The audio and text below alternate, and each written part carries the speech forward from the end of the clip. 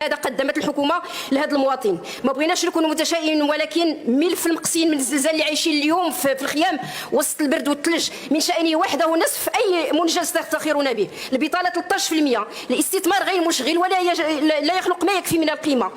اللجوء المفرط للتمويلات المبتكره، تضارب المصالح، تشريع المقاس، هذه صفات لاصقه بالحكومه. 8 المليون مغربي خارج لامو، الفلاحه والصناع التقليديين التغطيه ديالهم ضعيفه، التعويض عن الشغل واصلاح التقاعد ما كاينش الحديث عليه، اسعار اللحوم والخضروات تحرق جيوب المغاربه، اسعار المحروقات تنخفض دوليا ولا تنخفض في السوق الداخلي. سيد الوزير فيا عجبا. شكرا. سيد الوزير، كما قلت قبيله، هذا المجهود كله ما استفدش منه جميع المواطنين. علاش؟ استفدت منه فئه قليله من الفراقشيه بشتى انواعها، ديال اللحم وديال البقري وديال الغلام والدواء وكل شيء، هما اللي استفدوا من هذا الشيء ماشي المواطن. المساله الثانيه، من نبغيو نتكلموا على الايجابيات خصنا نفرقوا الايجابيات اللي كانت دور عند الحكومه ودارته، مثلا اداره الضرائب والمداخل.